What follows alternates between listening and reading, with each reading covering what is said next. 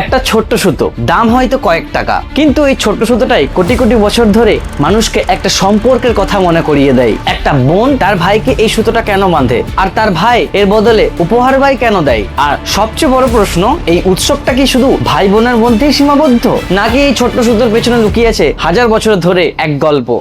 আজকের গল্পটা শুধুমাত্র একটা রাখির নয়, এটা ভালোবাসা ও দায়িত্বের একটা গল্প, আর একসময় পুরো একটা জাতিকে একসঙ্গে রাখার গল্প। নমস্কার, আমি শম্ভু, আর সামনে রাখি পূর্ণিমা, তাই আজ একটু অন্যভাবে জানবো রাখি বন্ধন আসলে কি। চলুন শুরু করা যাক আজকের ভিডিও। রাখি আসলে কি? রাখি শব্দের সঙ্গে জড়িয়ে আছে রক্ষা অর্থাৎ সুরক্ষা, আর রক্ষাবন্ধন পালন হয় শ্রাবণ মাসের পূর্ণিমায়, তাই একে বলা হয় রাখি পূর্ণিমা। আজ আমরা যেটাকে ভাই বোনের উৎসব হিসেবে দেখি, তার মূল ভাবনাটা ছিল একজন আরেকজনের পাশে থাকার প্রতিশ্রুতি। কিন্তু এখানে একটা ইন্টারেস্টিং ব্যাপার আছে, এই রাখি প্রথম কে শুরু করেছিলেন? আমরা অনেক সময় শুনি অমুক ব্যক্তি প্রথম রাখি শুরু করেছিলেন, কিন্তু সত্যিটা হলো রাখিকে প্রথম শুরু করেছিলেন তার কোনো প্রমাণ নেই। এর সঙ্গে জড়িয়ে আছে একাধিক পুরাণ, মহাভারত ও লোককাহিনী। যেমন একটি জনপ্রিয় কাহিনীতে বলা হয়, কৃষ্ণের আঙ্গুল কেটে দ্রৌপদী তার শাড়ির কাপড় ছিঁড়ে সেখানে বেঁধে দিয়েছিলেন, আর সেই ঘটনাকে পরবর্তীকালে ভাই বোনের ভালোবাসা ও রক্ষার প্রতীকের সঙ্গে যুক্ত করা হয়েছে। অর্থাৎ রাখির একটা নির্দিষ্ট দিন থেকে শুরু হয়নি, বরং সময়ের সঙ্গে সঙ্গে একটা পবিত্র সুতো হয়ে উঠেছে সম্পর্কের প্রতীক। এবার একটা খুব সিম্পল প্রশ্ন, কখনো ভেবে দেখেছেন বোনই কেন তার ভাইকে রাখি বাঁধে?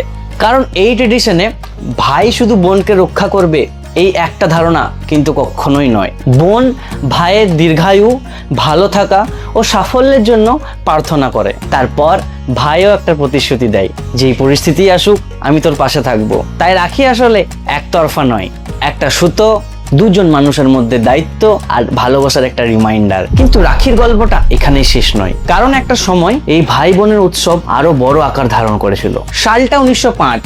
ব্রিটিশ ইন্ডিয়া, লর্ড ক্রুজন বেঙ্গল পার্টিশনের সিদ্ধান্ত নিয়েছিলেন, আর এই বিভাজনের বিরুদ্ধে বেঙ্গলে শুরু হয়েছিল তীব্র প্রতিবাদ। সেই সময় রবীন্দ্রনাথ ঠাকুর রাখিকে ব্যবহার করেছিলেন ঐক্যের প্রতীক হিসেবে। হিন্দু আর মুসলিম দুই সম্প্রদায়ের মানুষ একে অপরের হাতে রাখি বেঁধেছিলেন।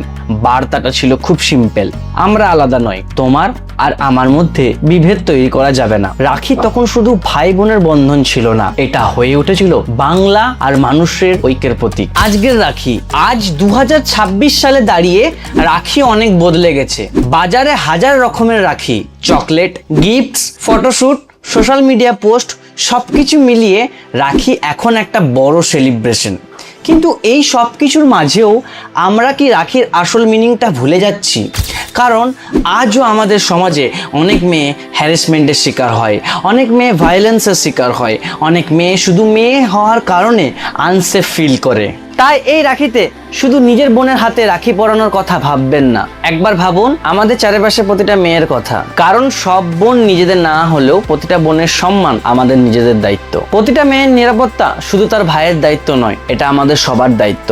আর হয়তো রাখির আসল মিনিং এখানেই, একটা ছোট্ট সুতো যেটা আমাদের মনে করিয়ে দেয় সম্পর্ক শুধু রক্তের হয় না। তাই এই রাখিতে শুধু একটা রাখি বাঁধবেন না, একটা প্রতিজ্ঞা করুন, যে কোনো মেয়ের প্রতি অন্যায় দেখলে চুপ থাকবেন না। কারণ রাখি শুধু একটা সুতোর নয়, এটা ভালোবাসা, ঐক্যের, আর সবচেয়ে বড় কথা বোনের প্রতি তার ভাইয়ের একটা দায়িত্বের বন্ধন।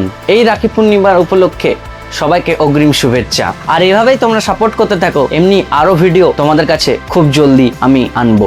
আর আমার ইনস্টাগ্রামে যদি নতুন হয়ে থাকো তাহলে আমার ইনস্টাগ্রামকে জলদি করে ফলো করে দাও। ডেইলি ছোট ছোট রিলস ইনস্টাগ্রামেই আমি পোস্ট করি। আর এরকম ধরনের ভিডিও আরো যদি দেখতে চাও তাহলে আমার চ্যানেলকে সাবস্ক্রাইব করতে ভুলবে না। একটা ভিডিও বানাতে অনেক টাইম লাগে, তাই তোমাদের সাবস্ক্রাইব আর তোমাদের শেয়ারটা খুব জরুরি। দেখা হচ্ছে পরের ভিডিওতে, ধন্যবাদ।